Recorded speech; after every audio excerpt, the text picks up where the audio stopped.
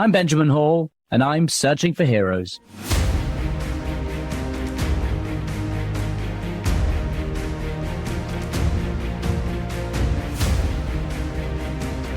Ladies and gentlemen, welcome back to the podcast.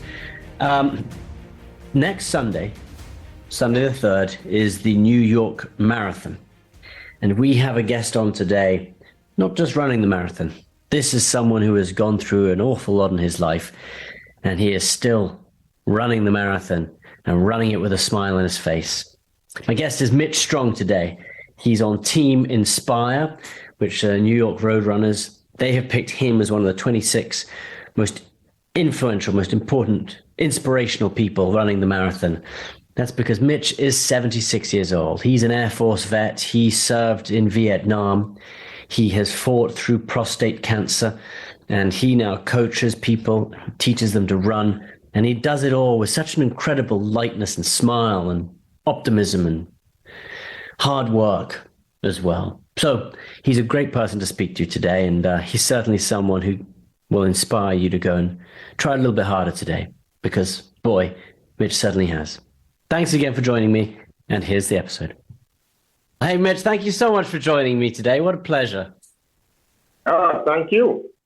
So, this is about people who, how do you find a way to get through things, like I've done and you've done, and trying to find out what it is that gives people that push to recover and do so with a smile on their face and those things.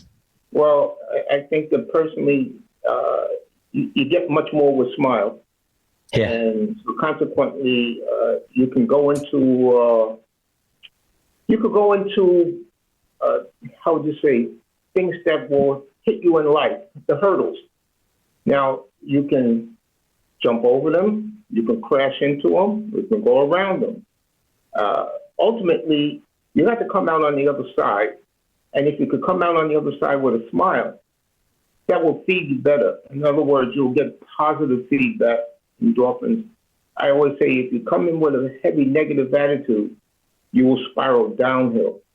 And if you come in with a positive attitude, you tend to go uphill. Now, I would agree with you, but the question is, where does someone get that positive attitude from? Because it's fine to say when you have a positive attitude, you can get through anything, but where do you get that? Can you develop that, or are you born with that? What do you think? Oh, that's a $64 question. In the sense that I guess it's in that to some degree. To some degree, you may be born with it, but sometimes circumstances will make you develop that. Now, what are the circumstances that might have made me develop that? Well, I was in the Air Force at 18. And one of the things that I learned in being in the military is learning how to work with people, how to get things done, regardless of who, what you are. I don't have to love the person next to you. I'm not going to sleep with them in terms of, but we have to get things done. And with that, you take an attitude of let's get things done. Mm-hmm. And consequently, you start to develop that. Now, formative years of, between 18 and 24 so are very formative years. And your value structure sometimes is shaped in that parameter. And then that carries on for the rest of your life. So I have a lot to say about the military giving me that inner strength at times. Mm. Now, when it comes to the running, I've always been surrounded by the sport of running. And consequently, if you want to run long distance, you're going to have to develop some inner strength because it can hurt at times. And if it hurts, what do? You quit or you keep going? Yeah, no, absolutely. And I think that's something that I have learned as well over the last few years. There comes a point in whatever you're doing, whether it is running or whether it is recovery, where you come up against something and the only way through it is to say, I'm going to crash this wall down. I'm going to keep going. Nothing's going to stop me. Is there something in your mind? Like, do you think that, like, say during the marathon, I don't know what mile it happens, when you feel, I don't know if I can do this, or this is tough. And I know that you haven't done a marathon in 36 years. And so it might come as a shock, Mitch, even you haven't done it for a while. I'm basically a newbie. Yeah. Because there are people who are will be running that weren't even born the last time I ran. But what happens is that in the sport, one of the key things about the sport, and I'm a firm believer of this, you have to develop a love and a passion to want to do it. You say a love of the sport, you're finding a love of the sport. Presumably that's must be different for so many different people. Like, are you loving the exercise? Are you loving being outdoors? Are you loving the challenge? Are you loving, breaking records? So you're coaching so many people, Mitch, and are you trying to find out what makes each of them love running? And is that how you get through them, how you make them passionate about it? One of the key things is that I always say surround yourself by other people, other runners. I'm a strong believer in running with clubs, running with groups, running with people that have a similar like. And with that, you get a likeness for the people also.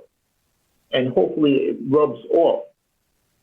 I run with two groups, really, basically. I belong to the world's greatest running club, San Cortlandt Track Club, and I run with a group called Cunningham. It's out of Cunningham Park in Queens. And the passion of most of the people that I know is that they instill the love of the sport and then they care about each other. Yeah. So it's interesting because I suppose I grew up seeing running as a solitary sport. You went running so you could think. And, you get through things. And it's interesting for me to hear how you're saying it's really a community sport. And obviously the marathon, by the way, is a huge community. I mean, how many millions of people won't be on the street to see it? So I get that. But running itself, like if I get up and I go for a run, I always thought that was a moment of reflection and I could run, be by myself. And it's funny that there you are, big another difference. Like I would love it for that reason. You love it because it brings you closer to other people. Yes. Now, what happens, though, over the course of running, you run 3, 4, 5, 6 days a week, 7 days a week. Are you always going to be running with people? Probably not. I mean, people have lives. And so there is a moment where you have solitude, which can be the most enjoyable part of it. Why do I run in these woods? Why do I run on this path? Because I get to see the surroundings. I get to be within myself, my own thoughts. It's a moment where I get away from life in terms of home, the pressures of the day-to-day life. I use this time to just be with myself. I don't have distractions. I'm in it. So you can get all of those things from the sport itself because of the fact that you are out there training 4, 5, 6 times a day, and 6 times a week. And consequently, you're not always with someone holding hands. Yeah. I wonder, and I'm thinking, about tying running to resilience and the strength from it. And I suppose in some ways it's like, I suppose I can equate it to my recovery, which is, I got through it because the community was around me, but there were incredibly tough times where I had to be the one to make those steps. I had to be the one to do it. So it has to be both.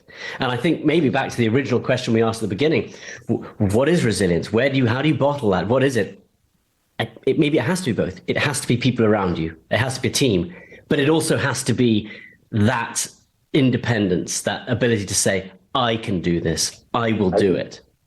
Well, let's take the New York City Marathon. Over 50,000 people.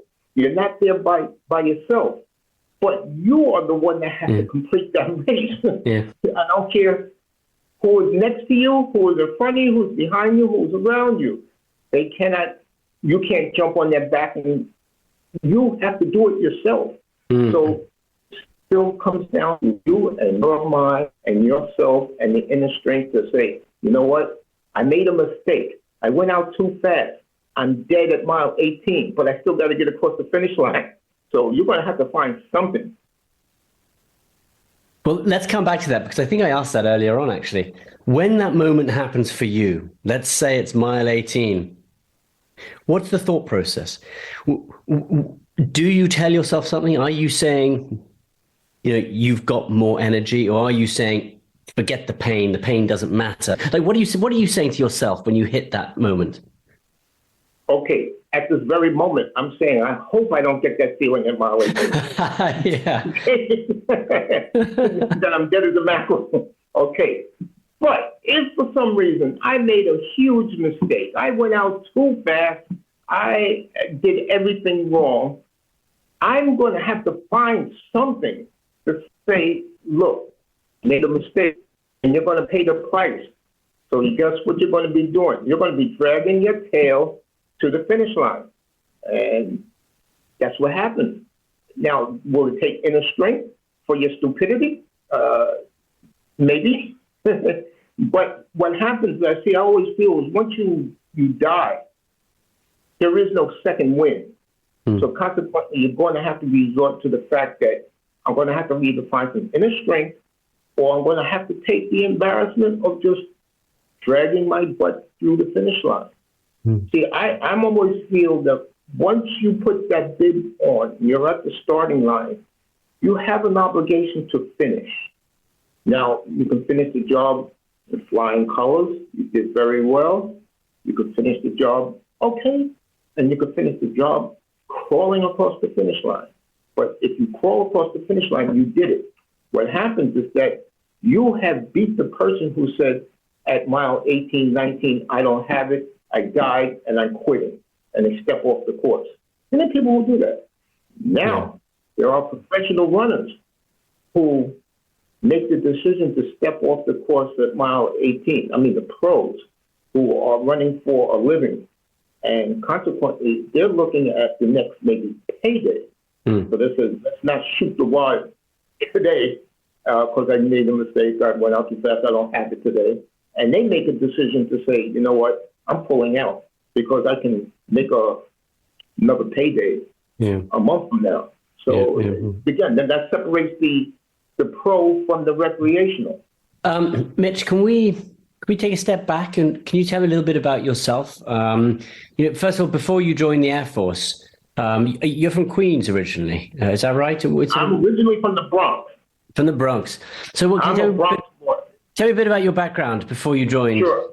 I grew up in the South Bronx, and right there, maybe when I was about 9, 10 years old, that's when I started to really like the sport. My dad used to actually take me to Madison Square Garden to track meets. There used to be 4 or 5 track meets in Madison Square Garden back in the 50s, early 60s. And my neighbor was a track runner, maybe about 4 or 5 years older than me, but he ran track. And I used to talk the sport. And then when it comes to road running, when I was about 10 years, maybe about 9 years old, New York road runners was basically getting started around Yankee Stadium in the Bronx. And being that I'm a Bronx boy who drove past Yankee Stadium, I used to see people running. Now, the races would only be about maybe 50 people. And I would see them going up the side of Levick Avenue. And I said to myself, I would like to do that one day. This is like me as a youth. I just was admiring them. As I went along in high school, I ran track. And of course, that's when I also met Ted Corbett. Ted Corbett being the father of long distance running and the first president of New York Road Runners. I saw him, well, let me back up a little bit. When I was 10, 11 years old, my dad used to take me to some of these races. He wasn't a runner, he was a fan of the sport. And I would see them running around Yankee Stadium in that area. And then he would point out to me, that's Ted Corbett. 10 years old, Ted Corbett. Who the heck is Ted Corbett? Okay, that's Ted Corbett. I don't know. But, he'd point out the results in the newspaper. He was an avid newspaper reader. He showed me the results. And that was it. Now, at 17, now I'm running for New York Pioneer Club. I joined the club out of high school or in high school. And, of course, Ted Corbett was a member of New York Pioneer Club. Now I'm looking at him more as a hero type of person. And then at 18, during the Vietnam era, I joined the Air Force. And I went in at about 164 pounds, came out at about 174 pounds. Maybe about 4 or 5 years later, I was up to about 220 some pounds, and I didn't run. I got fat, and there was a little photograph of me going to the refrigerator, and I looked like a walrus. So wow, I got to do something about this.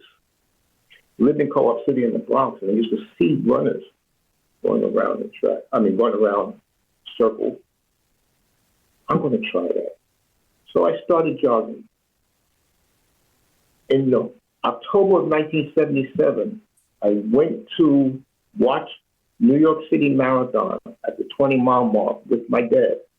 And I looked at the people come across at mile 20, and I said, next year I'd like to do that. Mm. And that's how I really started. And I started jogging. Fortunately, at the time I worked for Xerox, I was a field technician named Ron Wilson, who was instrumental in New York Road Runners also. He was a co-worker of mine here. And we worked together in Xerox, and he ran the marathon. He was the one who told me about running.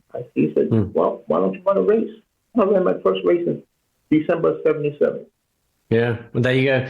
It's you must look around, New York, anywhere you go, and realize that a lot of people are now out of shape. I mean, that is true. Now you look around society, and so you must really see running, as a way to get back in shape. And what would you say if someone's listening who they haven't run yet, they want to get in shape, they haven't found the drive to put those shoes on and start going? How would you motivate them, Mitch? Like, what would you say to them? How would you encourage them right now if they were listening? Get up and do it. The first thing I ask them is, what do you want to do? What is it that you want to do? And a lot of times people say, I don't like the shape I'm in at this time. And I say, well, what did your doctors say? I'm a strong believer of getting checked out medically. What are the things that may be wrong with you? Having cancer and by the early detection. You want to find out what's going on. It's like buying a new car or a used car. Get it checked out first. Mm-hmm. See what's anything wrong. Get the report. Now, what would you like to do? Your glucose level is a little high. You put on a little bit of weight. I want to lose some weight. So let's start walking. Now, depending on the age, a lot of times people are like, walk, are you kidding me? I'm 35 years of age. I want to run. I used to be an athlete, and, I'm ready to go. Okay, give yourself time. And what I mean by that is that try to average about 20 minutes a day. Run, walk, do whatever you feel like doing. But get out there for an average of 20 minutes a day. So some days you may do 10 minutes. Next day you might do 30. In other words, if that comes out to an average of 30. But the key thing is, please take it easy. Mm-hmm. Because to me now, a walk is as good as a run. Now, I'm a strong believer of going outdoors. Mm-hmm. Not a big believer of the treadmill and things of that sort. But if the treadmill is what you can do, then you do it. But I do believe in getting outdoors and smelling the roses. Of course, you don't get to smell much roses in New York, and they smell garbage. But get outdoors. You feel the elements, because the seasons change, and you don't want to stop. And as the seasons change, you want to feel it. So as it gets a little colder, you want to put on a little bit more bundle. And the thing is, by averaging that 20 minutes a day, it's a base, it's a start.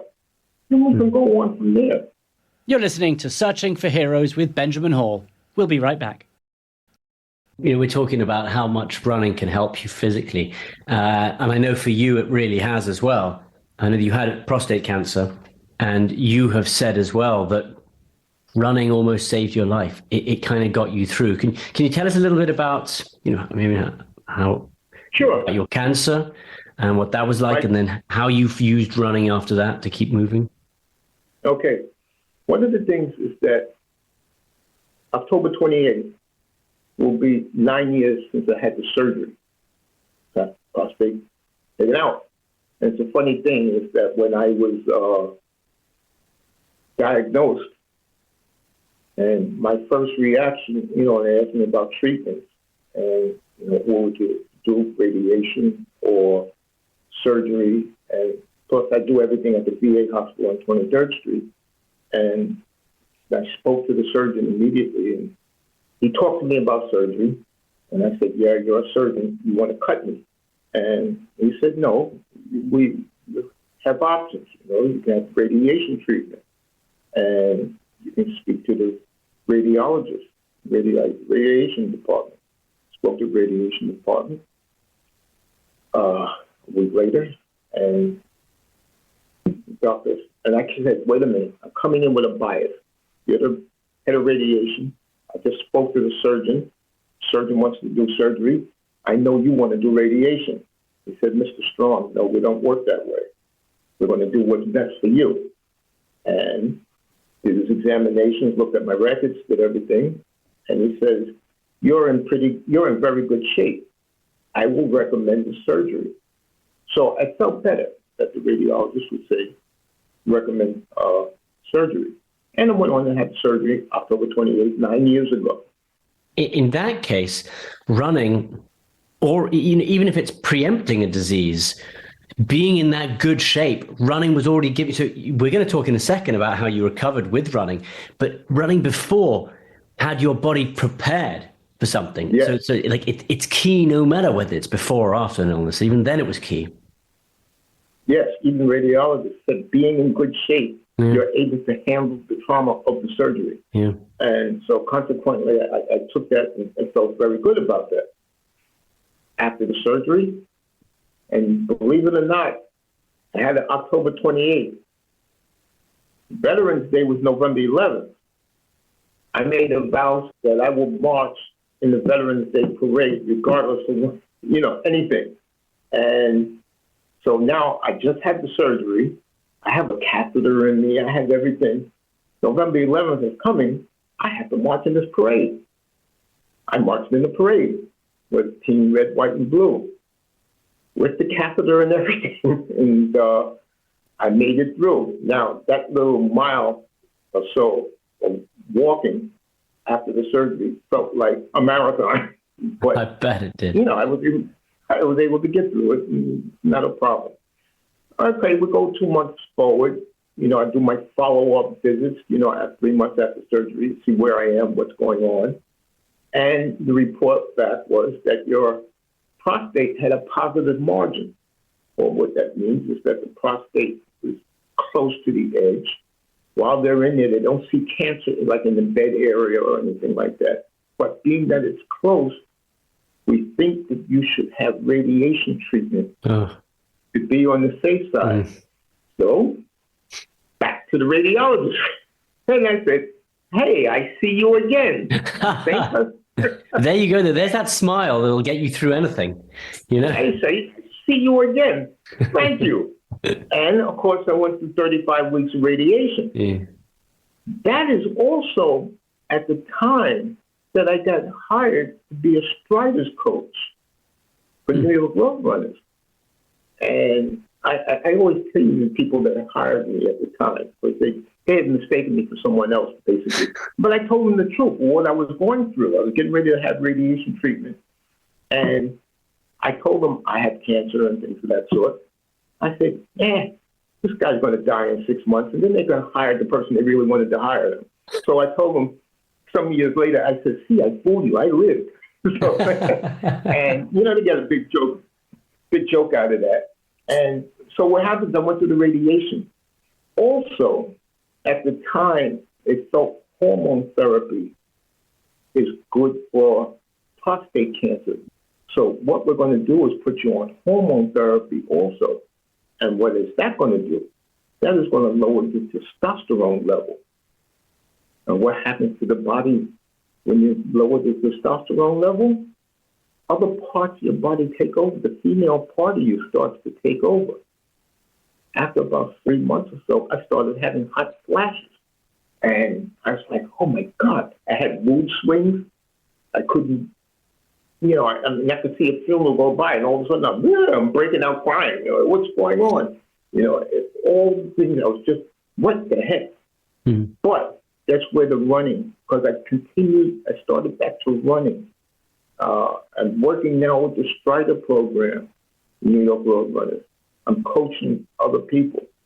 And people there, I think the youngest person must have been 80-some years of age. And I'm sitting on a stage, and there must be about 15, 20 elderly people. And I break out in a hot flash. I'm sweating profusely. This old lady, she says, are you okay? And then that's when I decided to tell them what was going on with me in my body. And I made it a point always to tell people what was going on, because I didn't want them to think that, what's wrong with this person? They were going to call 911.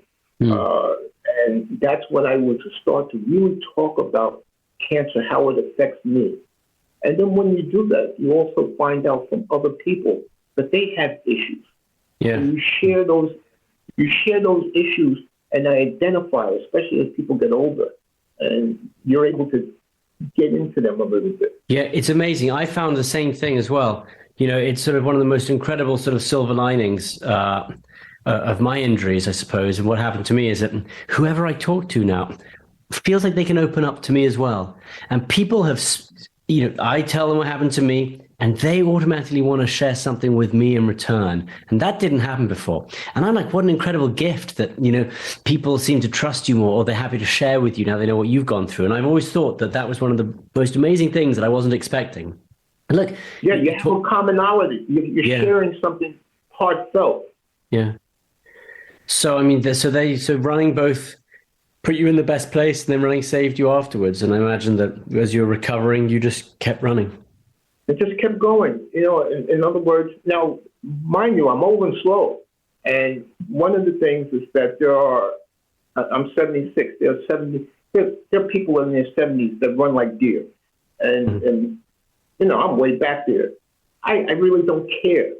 Now, I don't train hard.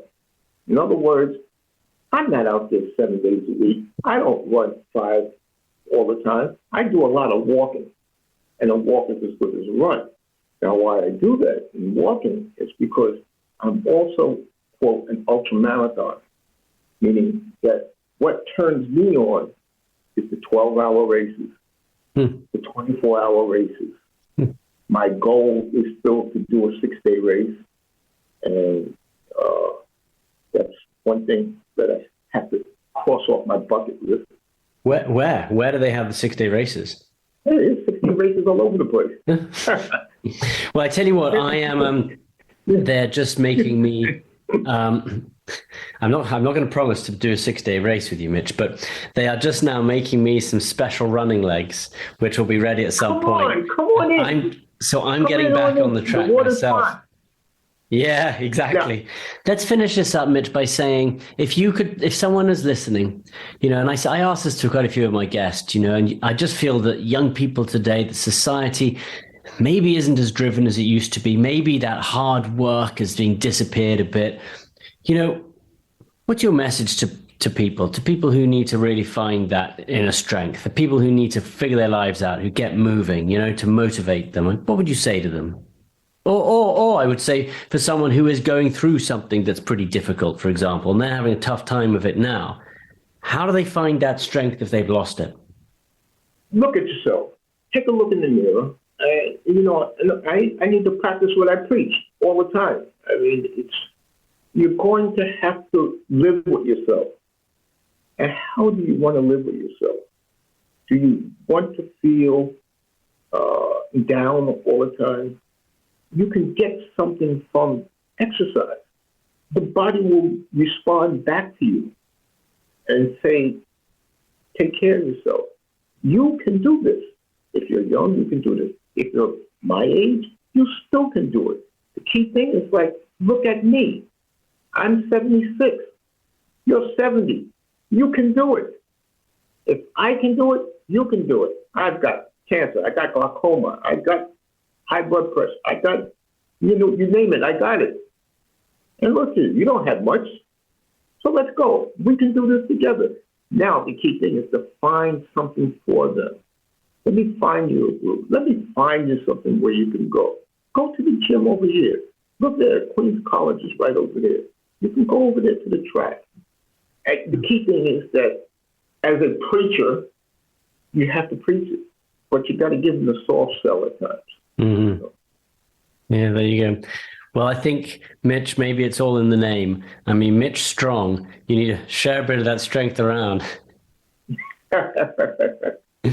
Hey, look, first of all, thank you so much for joining me today. What a great pleasure to meet you, Mitch. And I suppose, most importantly, you keep a smile on your face for every single step of those 26.2 miles. Oh, yeah. Which are coming up next Sunday.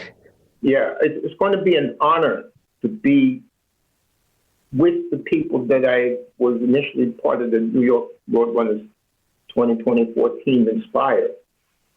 There are up to 25 people, and my story pales in comparison to some of these people. And being that I have a lot of friends along the course that will be either working, volunteering, or cheering, I'm going to stop and acknowledge them. So it may take me all day. I also will be wearing this hat.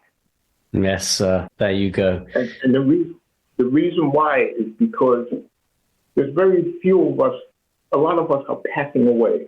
Mm. And I want to acknowledge Vietnam era veterans, especially, because when they came home, we're not looked upon very well. And I like to let people know that we are still here, even though our numbers are dwindling. We're still here. And I'm going to be there for them. So it's part of this marathon is for my Vietnam era veterans. To say if one or two are out there on the course, I will stop and acknowledge them. It's very important to me. Yeah. Well, thank you also for your service, Mitch. Not enough people remember, I suppose, that era or hold it up or remember the veterans, and I think that what you've just said now is a key reminder for everyone. I wasn't big on wearing hats and all that kind of stuff, but I look at our society today, and I look at people, and some of them don't even know what that word means. That's sad, isn't it? What's gone wrong? Why is that happening? Are kids not being taught well enough? Why are people not talking about it and holding up veterans as much as they should? I wish I could answer that question. I don't have an answer for that. It saddens me, though. People in the military today, they put their life on the line. At any call, they know that even if they never touched the war, they know that there will have been a possibility that when ordered, they will go. And then also that has a payoff in society because you learn how to work with people. You learn how to get things done. There are things that are more important than just your little, I don't like working with this person, Yeah. Get things done. So I can't help but worry that future generation seems a bit weak. It doesn't seem to want to put the effort in when you've really got to work, that they want to do things for themselves rather than for their community and their whole team. And I don't know, it worries me sometimes, and I'm a father of 4 and it just crosses my mind every single day. How do I make sure my kids have that? How do I make sure they want to work hard, that they want to do it for all of us and for community and for our country? And, I think... Yeah, for yourself, for your family, for the people, for your faith. Mitch, what a great pleasure to speak to you today. Thank you so much for coming on the podcast and all the best. Okay, thank you. We'll be back in a moment with Searching for Heroes. Well, I tell you what, I feel that Mitch comes from the same generation that my dad came from. Nothing will stop him. Such great pride and honor and hard work and always with humor and a smile on their face. And if those are the people out there running our country, being part of our country, then our country is going to be strong forever. And he is quite incredible, Mitch. I mean, you just look at the long, long list of the people how many people he's helped to run, how many people he's helped to get over difficult times. But can't help but finish that interview and just again be reminded that, with our young generation isn't maybe as strong as it used to be. But that doesn't mean we can't work hard at it. And I know there's a big push at the moment to try and change education, to try and encourage people to do more. So maybe a bit of a slow moment over the last bit of time, but I know that we can all put it together. I know America can put it together.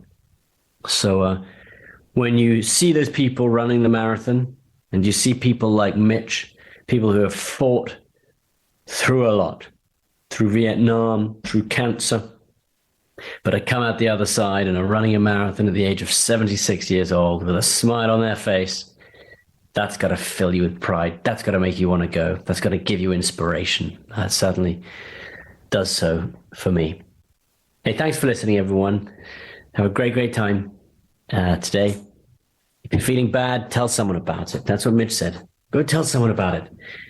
And if you think you want to do a bit more, go for a walk.